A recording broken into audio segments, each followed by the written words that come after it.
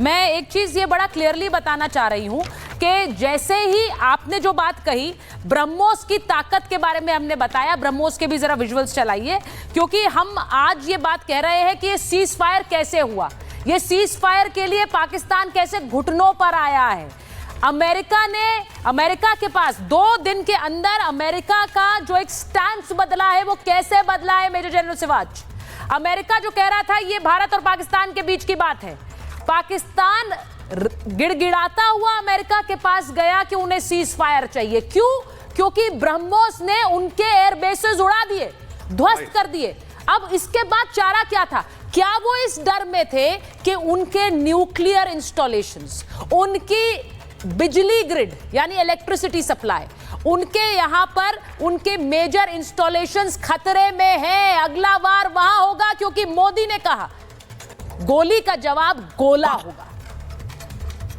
हाँ सुचरिता, आपने बहुत ही अच्छा बोला। यह सच्चाई है कि भारत ने पाकिस्तान को कंप्लीटली एक्सपोज कर दिया। पहले 9 टेरर के इंफ्रास्ट्रक्चर बर्बाद किए और फिर उसने 8 जो मेन एयरफील्ड है उनको एक प्रकार से बिल्कुल खत्म कर दिया। और इसका जो आपने कहा ब्रह्मोस मिसाइल, और जब वो टेरर के जो इंफ्रास्ट्रक्चर को उनको क्या था स्कैल्प मिसाइल से जो रफेल से छोड़ी गई थी। तो सच्चाई है पाकिस्तान बिल्कुल हिल गया था, पाकिस्तान को समझ नहीं आ रहा था कि अगला भारत का क्या स्टेप होगा। और ये सच्चाई है, भारत के पास पाकिस्तान की जो न्यूक्लियर फैसिलिटी है उनके पिन पॉइंट टारगेट पता है, और जिस प्रकार से उनका एयर डिफेंस सिस्टम उसको हमने एक्सपोज कर दिया। HQ-9 जो कि चाइना का है वो हमारी 11% के करीबी मिसाइल रोक पाया, 90% मिसाइलें अपने टारगेट पे हिट की। जबकि भारत का जो multi layered air defence system जिसमें S-400 भी आकाश मिसाइल है और बाकी उसके अंदर पिनाका भी था, वो जो था 89% रोक पाया। तो आप देखें मुकाबला कहां से कहां है कि पाकिस्तान का कोई मुकाबला, उसको ये डर लग रहा था उसको लग रहा था कि अगला जो टारगेट उसकी न्यूक्लियर फैसिलिटी होंगी। और भारत का जो सटीक वार है वो जो 6 इसकी न्यूक्लियर फैसिलिटी हैं उनके बारे में भारत को पूरा नॉलेज थी, और हो सकता है भारत इसको डिस्ट्रॉय कर दे, क्योंकि अब भारत कहीं भी पाकिस्तान के किसी भी टारगेट को डिस्ट्रॉय कर ले, यह डर बहुत बड़ा लगा। दूसरा, अब भारत ने क्या अचीव किया? भारत ने एक न्यू नॉर्मल कर दिया कि अगर कोई टेररिस्ट एक्शन होता है उसको हम एक्ट ऑफ वार मानेंगे।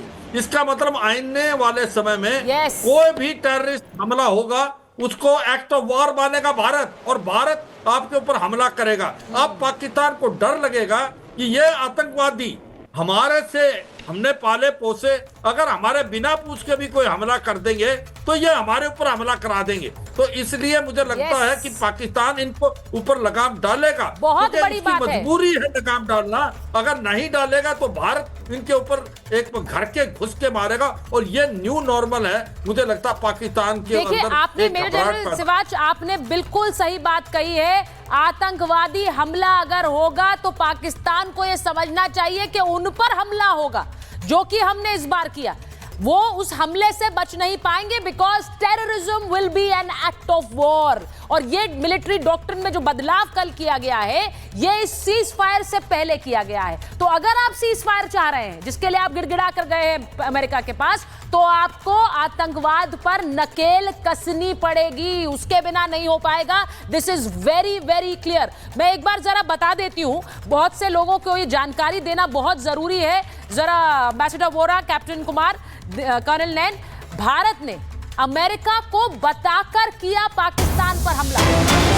अब देखिए 1 मई को क्या हुआ। 1 मई को एस जयशंकर ने अमेरिकी विदेश मंत्री से बात की, और उसके बाद मार्को रूबियो से उन्होंने कहा, जो NSA हैं अमेरिका के, उनसे उन्होंने कहा हम आतंकियों पर हमला करेंगे। यानी बड़ा क्लियर हमने अमेरिका को यह बता दिया था कि we will strike terrorist in Pakistan. यानी हमारी मंशा को लेकर कोई दो राय नहीं थी, हमने अमेरिका को इसके बारे में पहले ही जानकारी दे दी थी। और ये इसलिए था क्योंकि हम जब अब उन देशों से बात कर रहे थे जिनको हमने बताया, जिनके साथ हमारे फ्रेंडली रिलेशंस हैं, उनमें अमेरिका को यह जानकारी पहले ही दी गई। अब इसका मतलब क्या है? कर्नल नैन, मैं जरा आपसे पूछ रही हूं, इसका मतलब क्या है? अमेरिका को हमने बता दिया, अमेरिका को इसकी जानकारी थी। इसी के साथ साथ हमने ये बड़ा क्लियर कर दिया था कि टेररिस्ट आउटलेट्स को हमने हिट किया है। इसके बावजूद जो बात आज प्रधानमंत्री का जो के वक्तव्य जो सामने आया है कि वहां अब घुसकर मारेंगे, गोली के बदले गोला। देखिए चर्चा जैसे ही हमारे पे ये 22 तारीख को जो पिछले महीने पहलगाम के अंदर अटैक आया था, तो उसके बाद भारत के साथ में कई देश खड़े हो गए थे, क्योंकि करीब 100 देश ऐसे हैं दुनिया में जो टेररिज्म के इस मेनेज से जो फेस कर रहे हैं। और उनके अंदर से सिर्फ अमेरिका ही नहीं, हमारी बात इटली में भी हुई थी और यूरोपियन यूनियन वगैरह से बात हुई थी, और सबने इनडायरेक्टली ये कहा था कि भारत को पूरा हक है कि वो आतंकवाद के खिलाफ एक्शन ले, और इसके बाद ही हम लोगों ने एक्शन लिया था।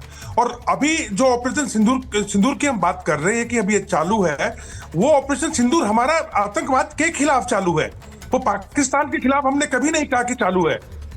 ये पाकिस्तान ने जो भी हमारे साथ में इंटरनेशनल बॉर्डर क्रॉस करके हमारे साथ में पंगा लेने की कोशिश की है, जो मुंह खाई है, ये इसकी खुद की करतूत है। और जो आज की बातें निकल के आई हैं, आज गवर्नमेंट ने बिल्कुल क्लियर कर दिया, चाहे वो 2-3 कारण रहे उसके कि हमारे कुछ डोमेस्टिक पर्पस भी है, हमारी जो जनता है शायद उसके दिमाग में कुछ और गलत जा रहा था इंफॉर्मेशन कम होने के कारण। तो सरकार ने वो क्लियर कर दिया कि हमारा ऑपरेशन सिंदूर अभी बिल्कुल चालू है, हम गोली का जवाब गोले से देंगे, हम किसी भी प्रकार से किसी की मध्यस्थता स्वीकार करने नहीं करेंगे।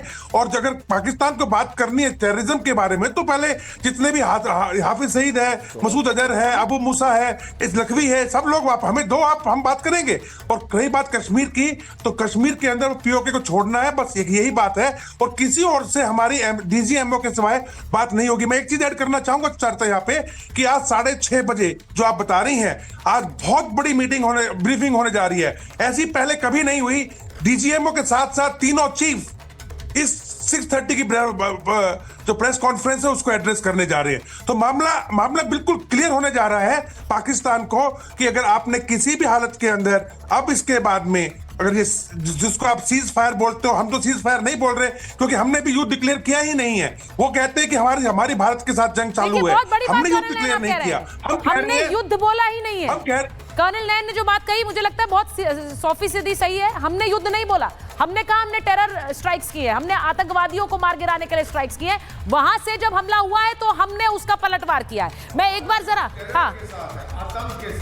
बिल्कुल, और ये हमने शुरू से कहा पाकिस्तान पर स्ट्राइक नहीं, किसी देश पर नहीं है हमारी स्ट्राइक्स। मैं एक बार जरा कैप्टन शर्मा आपसे पूछ रही हूँ, ये जो 4 एयर बेसेस हैं जिनको पूरी तरह से ध्वस्त कर दिया, ब्रह्मोस के जरिए इन पर हमला किया गया, मैं चाहती हूँ आप जरा बताएं चकलाला एयरबेस ये इंपॉर्टेंट है, चकलाला एयरबेस, ये सारे एयरबेस को क्यों इंपॉर्टेंट है? देखिए सारे के सारे एयरपोर्ट इंपॉर्टेंट है बिकॉज इनको इनके जो एयरबोस है, स्कार्डू जैसे हुआ या टीओजेके के पास है, और ये हमारा चकला बेस है, चकलाला है, जैसे जकोआबाद है, बोलारी है। देखिए ये सबसे पहले तो नूर खान एयरपोर्ट जो आप कह रहे हो, जो रावलपिंडी के बिल्कुल बगल है, स्ट्रेटेजिक कम्युनिकेशन C-13 एयरक्राफ्ट, उनका आवाक्स वहां पे IL-78 मिड एयर रिफ्यूलर जो फोर्स मल्टीप्लायर होते हैं, जिसके कारण लड़ाई बहुत देर तक खींच सकते हैं आप। एयरफोर्स की बैकबोन तोड़ दी उन्होंने।